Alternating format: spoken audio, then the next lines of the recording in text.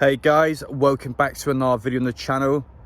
Huge interview on Saturday from Amanda Staveley. We now officially know that St James's Park is not moving anywhere for now. However though, what's happening to the training ground is still a lot of questions in the air. And who better to ask than me, as people might say. Now, I've got a lot of theories, I've got a lot of speculation. The best way to put this is, I've got a jigsaw puzzle, but I haven't got all the pieces. I'm trying to fill the gaps. That's the best way to describe this video. I tell you everything that's been confirmed, and then I'm going to speculate on what I believe is going to happen to the other things. So, plenty covered up. But anyway, as always, you're new to the channel. I highly appreciate it if you subscribe. Smash the like button, enjoy. Let me know your thoughts down below and what you think is going to happen to the training ground. Appreciate anything Tyneside Life had me on the channel yesterday. The interview will be up in the pinned comments. Again, I've read through all the comments. Appreciate all the nice comments, but for criticism, I'll make sure to take everything on board. So thank you so much for your comments again. Appreciate everyone watching my videos. But anyway though, for Eddie's new subscribers that came onto the channel, again, quite a similar video to his, but what do I think about the training grounds? It's quite far to see, guys, but if you can see that white dome all the way down there, that's actually the indoor pitch for Newcastle's training ground. Now, the reason why I'm getting this shot with all these houses over here, because it's quite important to try to expand the training ground. Now, where all those houses are now, that actually used to be farmland. If you can see farming up over there, that actually still is farmland. And I'm not an expert on how much houses cost, but there has to be hundreds of millions of pounds worth of houses over there. That's the kind of land Amanda Staveley is competing for at the training ground. I think it is physically impossible to even consider expanding the training ground, because if you want a stadium for the youth team, the women's team, you want, what was it, I think it was 20 pitches. Someone pitched as an idea. It's impossible. We haven't got the land here. I'm currently on the rising sun. Again, I mean, the terrain's not good enough for football. It's nature. Again, it's impossible. The point is, it is impossible. All the houses over there. I expect the farmers to actually sell the land over there for more houses to be built, because again, look how much money there has been made there. I can't really see the farmer saying no. So, no, I don't think the training ground will stay. I think it will 100% move. We already know this information, but I just want to point out the problems of why it can't physically be expanded, just for those people that might still disagree with what's been said. I'm currently walking to the next video, guys. I didn't even realise, but construction has already begun in our bit of land. So, my theory about the farmer selling the land up, I might have been correct in that one. But again, as I said before, that's what Amanda Staveley is competing with. I feel bad for those construction workers though. It took them years to build that. I bet they were gutted when they heard they got to do it all over again in that bit of land. On top of all the problems already, guys, here we are next to the indoor pitch at the training ground. Look what's next door to it, a rail line. That's just bad. Look, we cannot physically even consider moving land over there. So that's one side that is completely shut off. We cannot move any land in this direction towards the farmland. It's impossible. And we've got houses over there as well, so again, no chance. Now, the Gazette plan, pretty much the thumbnail of my video is a plan put together by architects in the North East, sport and leisure architects. They came together, put a plan forward on Newcastle's potential new training ground. Now, although this probably won't be the actual final plan, I think it's really smart, because I think the new owners will do something like this. Now, the plan put together is they want a 7,000-seater stadium for the women's youth team. Even at this training ground, the youth team stadium's actually down there. So, yes, I think already that'll be something in their mind. They want hotels for the players' families, the opposition team. They want all sorts. They want classrooms. They want 13 full-size pitches. They want a lot. They want a lot. You need a lot of land to do that. We have not got the land here. We have barely got the land just to have 4 buildings inside there. I think there's, I don't know how many pitches. I don't think it's more than 6. I think it's 6 max. We haven't got any land in there. I recommend in the future, potentially, we might actually give this land up to maybe the under-18s team, because I think there is okay stuff in there. I don't think we will actually demolish the old training ground, but that's outdated. That's the only way of putting it. It's outdated. It needs to be replaced. Everyone's already said this. Players have already came out and said, I think Shelby, for example, came out and said that it's not good enough, or Fraser.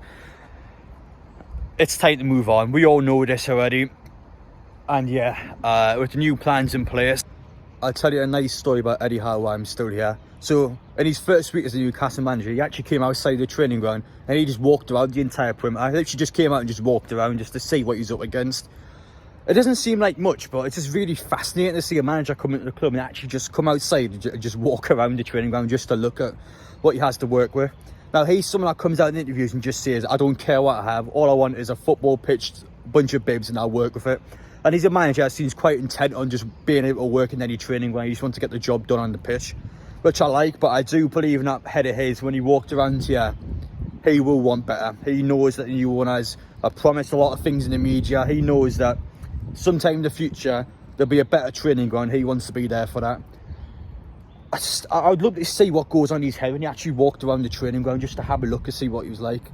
It's interesting, it's really fascinating, but yeah, it sounds simple, but the manager just coming out and just having a wander around, yeah, I like it. It's really good to see. For anyone that's been to an under 23 match or watched my vlogs, you probably know where this place is. This is Blue Frames. To actually go to an under 23 game, a lot of people always ask me where do they play. You just go for that turnstile down there. It's free for season ticket holders. And again, the training ground is just over there. It's right next door to the training ground. So even under previous ownerships, we always kept the youth team next to the main team, which I think will continue regardless of where the training ground gets moved to. To put the final nail in the coffin for Newcastle, potentially expand the training ground. As I said before, that's for the under 23s play. And behind where the pitches are is a housing estate. So it is physically impossible to move the training ground anywhere and expand it. We haven't got enough space in there to potentially improve it, and we haven't got the space elsewhere to expand on it. So no, it has to move. It's 100% confirmed. It will not stay there in the foreseeable future. It will move elsewhere. One thing about Murdered and Amanda Staveley's interview for the Atlantic, by the way, I highly recommend you reading that. It's a really good read. It showed a lot of insight in the football club and how the owners see the future in Newcastle. It's a very exciting read as well, may I also add. But one thing I was really interested about was the actual time scale for when we're going to start building the new training ground. So the actual land we're going to find to build it. Murdered said it's going to take at least 3 years for to actually find the site to build it on. Now, I don't know, I'm not an expert in the topic, but 3 years just to start to build it, I don't know, it's a bit, it's interesting. I wonder why it's going to take that long. But I think Leicester City's training ground would be quite similar to that. Huge complex, state of the York. I think they're going to take a lot of inspiration from their training ground, and it took them 2.5 years just to build that training ground. So to be safe in Newcastle, let's say it takes about 3 years to build the training ground. Potentially at least 3 years before you start building it, then 3 years to build it. It's at least another 6 years before you have a new training ground, which is long ahead in the future, would be 2028, 29. So yeah, interesting. I'm not too sure why it's taking that long to find a building site. I don't know if he's waiting for some land to be moved, or he's trying to find the best possible location, or he's going to try and integrate St James Park with the training ground. I'm not sure. That's a bit of speculation there, why it's going to take that long.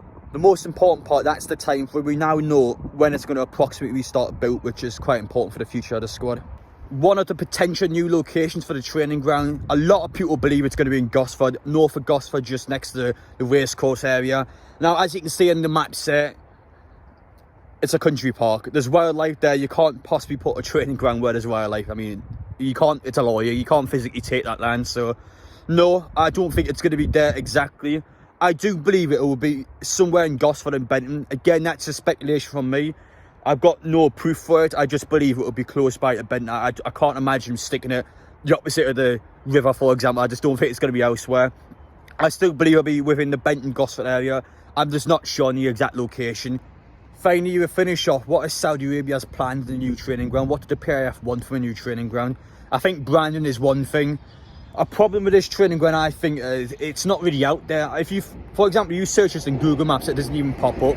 As I say, the train go past there again. You can't have the training ground down there. So as I was saying though, it's just in the middle of nowhere. There's no exposure. It's not like in your face. I think a training ground needs to be elevated. I think everyone needs to know that it's a training ground. They need to sound important. This is just kind of just dumped here, to be honest. I think branding, as I said before, was one thing. I think the new training ground will be named after someone in Saudi Arabia, or Saudi Arabia themed named. So that's one thing I would take into consideration. I think Eddie from Tyneside Live suggested that St James's Park could potentially be renamed in the future. I personally don't think that. I think Amanda Staveley wants to be in the fan side. That's why things like Shiwa's Bar is going to be renamed, or Shiwa's statue is going to be moved. There's little things, but she wants to get the fans back on her side. I don't think she wants to do anything that divides people. I think changing the name of St James's Park will heavily divide fans' opinion, which is something I don't think she wants to do, which is why I believe that the name will stay the same. And as this currently stands, St James's Park will also remain at St James's Park.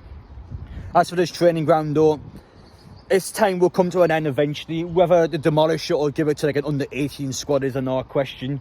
But that time hasn't got too many years left in it. And I believe it will still be in Benton or Gosford. That's the one thing I'm not too sure where it'll actually be moved to. Again, there's problems with land. You've got to wait for certain things to be done. So that's why it could potentially take longer than 3 years to put it in, as Murdad said. But that's the one thing I don't know where it will actually go. But I do know that this will be gone. No chance I'll stay. It will be gone at some point.